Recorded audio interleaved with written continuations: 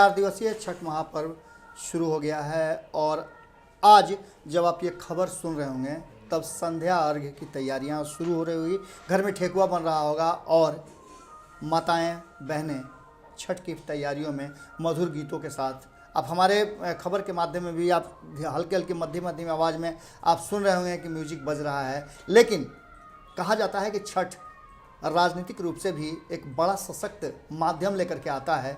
जब लोग कई जगहों से आकर के छठ व्रत करने अपने घर पहुंचते हैं, गांव पहुंचते हैं, तो देश भर की राजनीतिक बातें होने शुरू हो जाती हैं। और बिहार में जब आप आते हैं तो राजनीति की बातें तो शुरू होगी ही। इस बीच में कई ऐसी राजनीतिक घटनाएं हैं जो लगातार तुरंत सरकार बनी है, सरकार में बहुत कुछ हुआ है। अभी तत्काल नीतीश कुमार जो सुशासन के प्रतीक कहे जाते हैं, उनके एक मंत्री को कुशासन के नाम पर और उनके भ्रष्टाचार को लेकर के इस्तीफा भी देना पड़ा। ये सब बातें चल रही हैं। इस बीच में एक चर्चा और ज़बरदस्त थी कि मंत्रिमंडल का विस्तार होगा, लेकिन उससे भी बड़ी चर्चा है कि आखिर रामविलास पासवान जो कि इसी पिछले चुनाव के शुरुआती दिनों में ही दिवंगत हो गए थे, उनका एक सीट खाली हुआ है बिहार में राज्यसभा का। उस सीट पर चुनाव के तिथि भी तय किए जा चुके हैं। कौन उस सीट का दावेदार होगा, इसको लेकर के बहुत सारी चर्चाएं चल रही हैं, बहुत सारे नाम इसमें आ रहे हैं और इसको लेकर के कहीं ना कहीं राजनीतिक द्वंद्व भी छिड़ा हुआ है। इन नामों के बीच में हमने आपको हेडलाइन में बताया है कि चिराग पासवान की मां और रामविलास पासवान की पत्नी रीना पासवान इसके लिए प्रबल दावेदार और उम्मीदवार हो सकते हैं। अब इस मुद्दे पर आपकी क्या राय है? वैसे भी आपकी राय देने से कोई अंतर तो पड़ना नहीं है, क्योंकि ये फैसला करना किसको है आपको पता है कि ये फैसला भारतीय जनता पार्टी को करना है। और भारतीय जनता पार्टी इससे पहले भी जब फैसला राज्यसभा भेजने की हुई थी रामविलास पासवान को, तो उस फैसले में भारतीय जनता पार्टी चाह करके भी नीतीश कुमार और चिराग पासवान की बात को नहीं टाल पाई। यही वो शर्त था जिसको लेकर के नीतीश कुमार और चिराग पासवान उस समय एक थे। अब दोनों में दूरियां हो गई हैं। 2019 के चुनाव से ठीक पहले जब सीट शेयरिंग का समीकरण हो रहा था तो आधी सीटों पे 17-17 और 6 का जो फार्मूला तय हुआ था, उसमें से एक सीटें राज्यसभा की आप भूल गए थे, जिसे जबरिया तौर पे एलजेपी ने मांगा था और जदयू ने उसे दिलवाया था। अब गेम उल्टा हो गया है। गेम उल्टा हो गया है कि चुनाव के ठीक पहले रामविलास पासवान के इंतकाल के बाद चिराग पासवान अकेले हो गए थे, लेकिन उनका दावा इस सीट पर कम नहीं हुआ है। अपनी मां के लिए वो चाहते हैं कि इस सीट पर उन्हें प्रतिनिधित्व मिले, क्योंकि ये उनका वाजिब हक है उनके अनुसार। एलजेपी के कार्यकर्ताओं से जब बात करेंगे आप तो इस बात पर वो भी काफ़ी ज़्यादा एग्रेसिव हैं और कहते हैं कि ये तो सीट हमारा है, हमें मिलना चाहिए। लेकिन इस बीच में कहीं ना कहीं नीतीश कुमार का गुस्सा, जिसे लेकर के एलजेपी ने और चिराग पासवान ने नीतीश कुमार का किरकिरी कर दिया, नीतीश कुमार को पूरी तरह से ध्वस्त करने का जो प्लान बनाया था, उससे काफ़ी गुस्से में है और वो नहीं चाहते हैं कि ये सीट मिले। अब उन्होंने शर्त रख दिया है कि ये सीट जदयू के खाते में जानी चाहिए। हालांकि भारतीय जनता पार्टी चाहती थी कि इस सीट पर वो अपने किसी नेता को भेजे। इसमें कई नाम थे। कई नामों में एक नाम तो सबसे बड़ा था शाहनवाज हुसैन का, जिन्होंने कोरोना काल को लेकर के भी और बाकी सब चुनाव, बिहार के चुनाव प्रचार को लेकर के भी बहुत सारा एक्ट किया था और मुस्लिमों को, खास करके अल्पसंख्यक समाज को प्रभावित करने का और जो एनडीए में एक भी मुस्लिम नहीं जीत करके आए हैं उस कोटा को पूरा करने का वो चाहते हैं कि हम अपना श्रेय ले लें।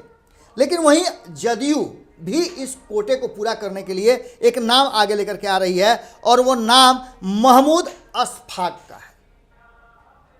सैयद महमूद अशफाक को लेकर के भी एग्रेसिव है, लेकिन इसके बीच में कई नाम और तैर रहे हैं। इन नामों में एक नाम और है और वो नाम है जेडीयू के नेता हैं केसी त्यागी। बहुत लंबे समय से चल रहे हैं और काफ़ी पार्टी के लिए समर्पित भी हैं, पार्टी के राष्ट्रीय महासचिव भी हैं, इनका नाम भी चल रहा है। लेकिन इन सब को लेकर के सबसे ज़्यादा दावेदारी जो है वो चिराग पासवान की तरफ से आ रहा है। हालांकि चिराग पासवान ने इस पर अभी तक कुछ नहीं कहा है। भीतर ही भीतर उन्हें पता है कि उन्हें प्रधानमंत्री और देश के गृह मंत्री अमित शाह कितना प्यार करते हैं, क्योंकि उन्होंने अपना काम तो किया ही है। जैसा कि राजनीतिक गलियारे में चर्चा है कि ये पूरा एक्ट जो किया था चिराग पासवान ने, उसके पीछे भारतीय जनता पार्टी की रणनीति थी और उसी रणनीति पर चिराग पासवान काम कर रहे थे। बेचारे को सीट भी नहीं मिला, एकमात्र मटिहानी सीट किसी तरह से अपना पाए। अब इसका इनाम तो उन्हें मिलना है और ऐसी स्थिति में इनाम के रूप में रीना पासवान का नाम सबसे ऊपर चल रहा है। आपको पता है कि रामविलास पासवान की 2 पत्नियां हैं। पहली पत्नी उनकी राजकुमारी देवी हैं, जिनसे बहुत पहले उनका संबंध दूर का हो गया था, लेकिन उनकी पत्नी रीना पासवान जो हैं वो लगातार उनके राजनीतिक जीवन में भी काम करती रही। लोकसभा चुनाव के समय में भी कहा जा रहा था कि शायद वो रामविलास पासवान की सीट पर चुनाव लड़ें, लेकिन ऐसा नहीं हुआ। अब राज्यसभा की जो सीट खाली हुई है उस पर उनका दावा बड़ी मजबूत है। 14 दिसंबर को उपचुनाव होने हैं, मतदान की तिथि घोषित की गई है। सुबह 9 बजे से लेकर के शाम के 4 बजे तक मतदान होगा और उसी दिन चुनाव परिणाम भी आ जाएंगे। इन सब बातों को लेकर के इसकी प्रक्रिया जो है 16 तारीख तक, 16 दिसंबर तक पूरी कर लेनी है। चुनाव आयोग ने घोषणा कर दिया है। अब देखना होगा कि रीना पासवान और चिराग पासवान का ये जो डिमांड है, इंटरनली डिमांड है, और जो आवेदन लगभग मान के चलिए कि रखा गया है भारतीय जनता पार्टी के जो सबसे बड़े चेहरे हैं 2, उनके सामने रखा जा चुका है, जेपी नड्डा के सामने भी रखा जा चुका है। अब देखना होगा कि क्या अल्पसंख्यक समाज को खुश करने के लिए जेडीयू और बीजेपी के इस द्वंद्व में शाहनवाज हुसैन, अशफाक करीम और 2 नाम और हैं, केसी त्यागी और रीना पासवान के बीच में ये मौका किसे मिलता है और कहीं टकराव की भी स्थिति आ सकती है। हो सकता है कि इसमें